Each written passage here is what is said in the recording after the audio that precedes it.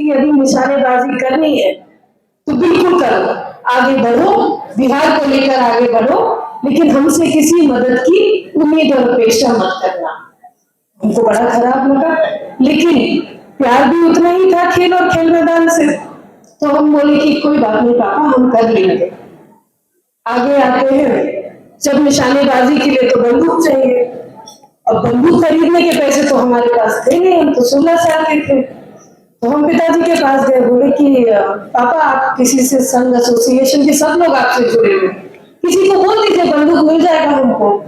तो पापा बोले कि हम पहले दिन तुमको बोले थे कि हमसे कोई भी मदद की उम्मीद मत रखना। साथियों, उस दिन हम अपने सीनियर खिलाड़ियों के पास गए, कुछ और कोच के पास गए और उनसे हमने पूछा कि अगर आपके पास कोई बंदूक है तो हमको उधार में दे दीजिए, क्योंकि हमारे पास अपनी कोई बंदूक नहीं है। सब लोग कभी कभी मजाक भी उड़ाते थे कि अरे इतने बड़े अध्यक्ष, संघ के अध्यक्ष की बेटी होने के बाद उधार पर बंदूक ले रही है। तो उसको छुपाने के लिए हम बोले कि नहीं, हम अपने से करना चाहते हैं, इसलिए हमको उधार आप ही अपनी बंदूक दे दीजिए। एक वो दिन था साथियों, और वो संघर्ष वहां से शुरू हुआ। लोगों को लगता है कि किसी प्रिविलेज्ड फैमिली से आने के कारण शायद कोई हाथ पकड़ के निशानेबाजी में आगे कर दिया। उस दिन हमने अपनी बंदूक उधार की जो ली, उसी से हमने अपना पहला अंतर्राष्ट्रीय पदक भी जीता। और अफसोसजनक बात यह थी कि 2008 में जो कहानी शुरू हुई, वो 2011 में जब हमने अपने स्पॉन्सरशिप के माध्यम से इतने पैसे इकट्ठा कर लिए थे कि हम अपनी बंदूक खरीद पाए, हमारे पिताजी वो दिन देखने के लिए जिंदा नहीं रहे। हर खिलाड़ी का अपना संघर्ष होता है, लेकिन हमने अपने पूरे 18 साल के निशानेबाजी के करियर में यही सीखा कि यदि दृढ़ निश्चय के साथ, संकल्प के साथ अपना लक्ष्य तय कर लो, तो दुनिया में कोई ऐसी चुनौती नहीं है जो तुम्हें पीछा रखेगी या तुम्हें अड़ंगी लगाने का काम करेगी। हमने हर रोज अपने आप से सिर्फ रात में सोने से पहले एक सवाल किया कि क्या आज के दिन में 100% अपनी क्षमता अनुसार हमने अपनी निशानेबाजी की प्रशिक्षण को दिया या नहीं दिया। अगर उस सवाल का जवाब हर एक खिलाड़ी अपने आप से कर सके, मैं नहीं कहती कि अपने कोच को बताइए या अपने खेल एसोसिएशन को बताइए या खेल विभाग को बताइए, आप अपने आप से रोज रात सोने से पहले जरूर ये सवाल कीजिएगा कि जिस खेल में आप आगे बढ़ना चाहते हैं, क्या उस खेल के प्रति आपने अपनी ट्रेनिंग में 100% क्षमता अनुसार कार्य किए या नहीं किए। यदि आप अपने आप को इस सवाल का जवाब सच्चाई के साथ दे सकते हैं और इस सच्चाई के साथ वो जवाब हाँ आता है, तो आप निश्चिंत रहिए साथियों, सिर्फ एक अर्जुना अवार्डी नहीं, लेकिन आने वाले स्वर्णिम भविष्य में बिहार के अनेकों खेल रत्न अवार्डी भी निकलेंगे। और वो खेल रत्न अवार्डी और अर्जुना अवार्डी मेरे आंखों के सामने इस सभागार में आज उपस्थित है। हम लोग 2010 में एक बेटी और एक पिता ने एक सपना देखा कि राष्ट्रमंडल खेल यानी कि कॉमनवेल्थ गेम्स में पदक जीतेंगे। तब भारत की किसी भी महिला ने शॉटगन की स्पर्धा में इस पदक को हासिल नहीं किया था। 2010 में पिताजी के गुजर जाने के बाद 2014 का कॉमनवेल्थ गेम्स में सिलेक्शन हुआ। 4 साल की लंबी लड़ाई और कड़ी मेहनत के बाद ये मौका, ये सौभाग्य प्राप्त हुआ। जब 2014 में कॉमनवेल्थ गेम्स के स्कॉटलैंड की उस फील्ड में पहुंचे, जहां हमको पता चला कि अभी हमारे कुश्ती संघ के जो प्रदेश अध्यक्ष हैं वो भी वहां पर उपस्थित थे। हम लोग जब वहां पर कॉमनवेल्थ गेम्स में पहुंचे तो पता चला कि हमारी बैक इंजरी के कारण हम वहां पर कम्पीट नहीं कर पाएंगे। तो स्कॉटलैंड के जो डॉक्टर्स थे उन लोगों ने कहा कि यदि आप निशानेबाजी करना चाहते हैं तो इस कॉमनवेल्थ गेम्स को छोड़ दीजिए। पिताजी का किया हुआ वादा था। बिहार के लोग ताक लगाए बैठे हुए थे कि बिहार की एक लड़की पहली बार कॉमनवेल्थ गेम्स तक गई है, क्या करेगी नहीं करेगी। तो हमने कहा कि इंजरी है, बाद में देख लिया जाएगा, अभी बंदूक चलाते हैं। उस दिन बंदूक चलाए तो भारत की सबसे पहली महिला बने जो कि शॉटगन की स्पर्धा में रजत पदक जीतने का काम किए साथ में। रजत पदक जीत कर आए तो बड़ी खुशी हुई, लगा कि पापा का सपना पूरा कर लिया है। बिहार से अनेकों लोग का फोन आया।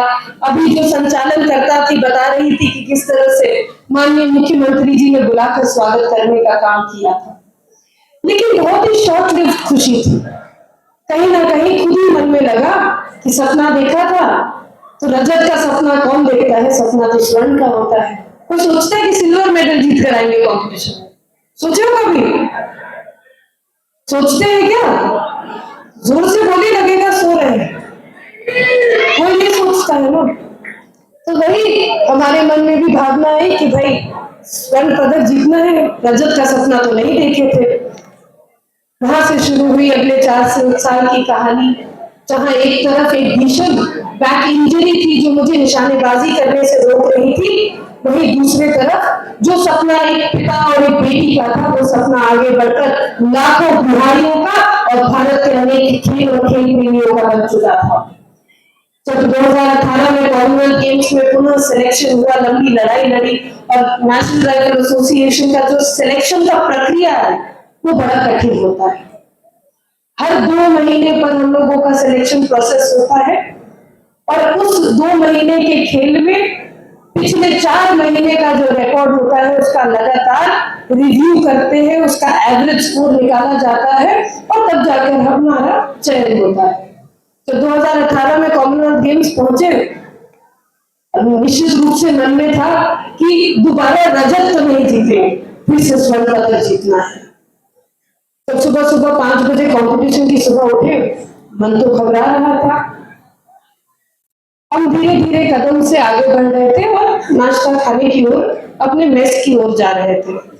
तभी हमने देखा कि बड़े मजबूती के साथ हमसे कदम मिलाकर कोई चल रहा है। तो हमने नजर उठाया नहीं, हमने बस देखा कि कोई मेरे साथ चल रहा है। जब उनके कदम साथ देखे तो थोड़ा साहस आया कि तुम अकेले नहीं, तुम्हारे साथ लोग हैं।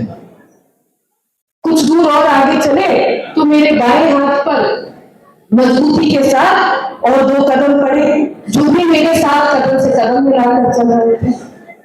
तो हमने उनके कदम भी देखे, फिर भी हमने नजर नहीं मिलाई और हम अपने नाश्ते की ओर बढ़ने लगे।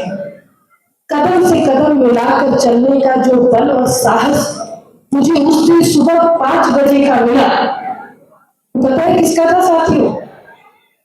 मेरे दाहिने तरफ मेरे गुरु, मेरे कोच थे मनशीर सिंह जी, और मेरे बाएं तरफ खेल संघ का प्रतिनिधित्व कर रहे मेरे गेम के मैनेजर थे अमरजन सिंह।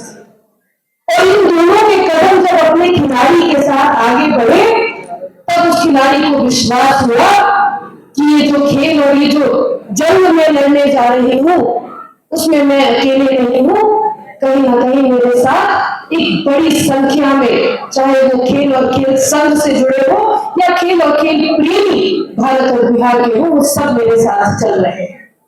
इसलिए साथियों, आज इस मंच से मैं इतना ही वादा करती हूँ कि अपनी सेवा और ईमानदारी के भाव से जिस तरह मैंने जमुई की जनता की सेवा पिछले 5 साल की और 2020 का चुनाव रिकॉर्ड मत 41,000 से जीत कर आए, तो जमुई की ये देवभूमि जनता थी जिसने 2025 में अपने ही रिकॉर्ड को तोड़ के 54,000 के रिकॉर्ड से मुझे पुनः निर्वाचित करने का काम किया। मैं उस ईमानदारी और सेवा भाव की आज कसम खाती हूँ कि यहाँ सभागार में उपस्थित तमाम खिलाड़ी जो मेरे भाई बहन के स्वरूप है, उनसे कदम मिलाकर चलने का काम और अधिकार मेरा रहेगा। साथियों, आप लोगों को किसी भी प्रतियोगिता में, किसी भी जंग में अकेला नहीं खड़ा होना पड़ेगा।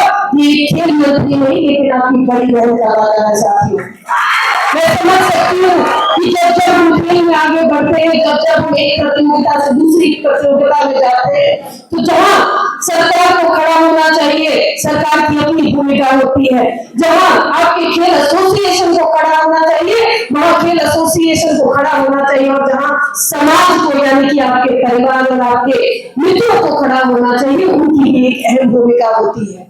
इन सभी भूमिकाओं को सामान्य बनाने का आज एनडीए की लीडरशिप ने ये निर्णय लिया है कि एक खिलाड़ी को खेल मंत्री तक के पदक पर पहुंचाने का काम ये एनडीए की लीडरशिप ने बिहार में करके दिखाया है।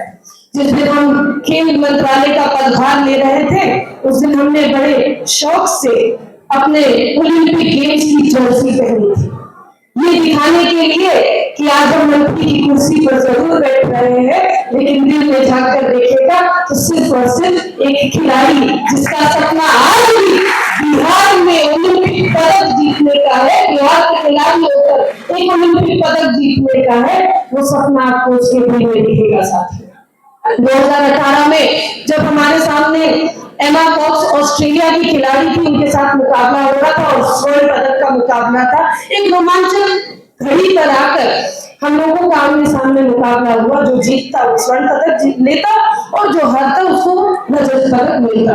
2018 में एमा कॉक्स नाम की खिलाड़ी थी, वो हमारे सामने बंदूक उठा के प्रैक्टिस कर रही थी, हम अपनी बंदूक नीचे हाथ में लिए खड़े हुए थे, कभी हम नीचे देखे तो वही घबराहट महसूस हो, कभी हम ऊपर देखे तो हमें अपने पिताजी की याद आए। इस घबराहट के बीच में कोई बल और कोई साहस देने वाले लोग नहीं थे। आप लोग तो सब खिलाड़ी हैं, तो इस भावना से जरूर जानते होंगे कि जब स्टेडियम सज जाता है, जब ऑडियंस स्टैंड में ऑडियंस बैठे रहते हैं, तब उस वक्त कैसा माहौल रहता है। सब लोगों की तरफ से नारेबाजी हो रही होती है और हम तो ऑस्ट्रेलिया में ही ऑस्ट्रेलिया के खिलाड़ी के सामने लड़ रहे थे, तो पूरे स्टेडियम में ऑजी ऑजी करके नारा लग रहा था, तो घबराहट और भी बढ़ रही थी। लेकिन साथियों, उसी स्टेडियम के स्टैंड में हमारी माँ, हमारी बड़ी बहन, एसोसिएशन के कुछ लोग और हमारे कोचेस भी थे उपस्थित। उन लोगों ने धीमी लेकिन मजबूत आवाज के साथ कहा, भारत माता की, और उस भारत माता की हुंकार ने जो जज्बा और जो जुनून हमारे अंदर जगाया कि इस बिहार की बेटी ने पहला भारत का स्वर्ण पदक जीतने का काम किया। वहां से जीतकर जब हम लोग वापस आए तो आपको अनुमति नहीं होती कि आप अपने माँ से मिले, आप अपने घर परिवार के लोगों से मिले, आपको सीधा जो आज सामने हमारे भाई बहन, हमारे मित्र पत्रकार बंधु खड़े हैं, हमको सीधा इनके पास जाना होता है। तो मीडिया बॉक्स में जब गए तो वहां के मीडिया वालों ने उनसे पूछा कि श्रेषी, आप इंडिया से आती है, you come from India, but where in India do you come from, आप भारत में कहां से आती है। उस दिन गर्व के साथ उन्होंने कहा कि हम जमुई से आते हैं और बिहार को रिप्रेजेंट करते हैं। अगले दिन ऑस्ट्रेलिया के अखबारों में लिखा गया, Bihar girl wins gold medal for India और ऑस्ट्रेलियन सॉइल। और वो जो गर्व का दिन था, मुझे लगता है कि आज मैं जिस भी मुकाम पे थी, जो वो दिन का एहसास हमें आज भी चर्चा करती हूँ तो हमारे हाथ के बाल खड़े हो रहे, रोंगटे कांप रहे हैं, ये सोचकर कि उस भाव की तुलना मैं आज भी अपने किसी भी जिंदगी के क्षण से नहीं कर सकती हूँ। उस शब्दों में बयान नहीं किया जा सकता, लेकिन आप सामने खिलाड़ी बैठे हैं तो मैंने सोचा इस बात को जरूर आपके सामने रखूं। साथियों, आपके एक बड़े मेमोरेंडम को मुझे दिया गया है, जिसमें कुल 7-8 ऐसी मांग है जो खेल एसोसिएशन और मेरी बात, मैं नहीं चाहती कि खेल विभाग के किसी भी पदाधिकारी, चाहे वो मंत्री ही क्यों ना हो, या खेल एसोसिएशन के किसी भी पदाधिकारी की कोई भी गलती या कोई भी मिसकम्युनिकेशन की वजह से बिहार के किसी भी खिलाड़ी को कोई भी क्षति आए। मैं आप लोगों से यही वादा करूंगी कि मैं ईमानदारी के साथ खेल विभाग, खेल प्राधिकरण और खेल संघ, बिहार ओलंपिक एसोसिएशन के साथ समन्वय बनाने का काम करेगा। और एक सुंदर समन्वय इसीलिए बनेगा ताकि जो मेरा सपना है, जो आपका सपना है, जो इनका सपना है कि बिहार का खिलाड़ी ओलंपिक गेम्स सिर्फ पहुंचे नहीं, पहुंचकर मेडल जीत कर आए, वो सपना हम पूरा कर सके। इन्हीं शब्दों के साथ आप सभी खिलाड़ी भाई बहनों को, सभी खेल संघों को, बिहार ओलंपिक एसोसिएशन को, तमाम जनता को, जितने भी खेल प्रेमी यहाँ उपस्थित है, मीडिया के भाई बहन हैं, आप लोगों को मैं सर झुकाकर विनम्र प्रणाम पुनः करती हूँ। बहुत बहुत धन्यवाद। जय हिंद, जय बिहार।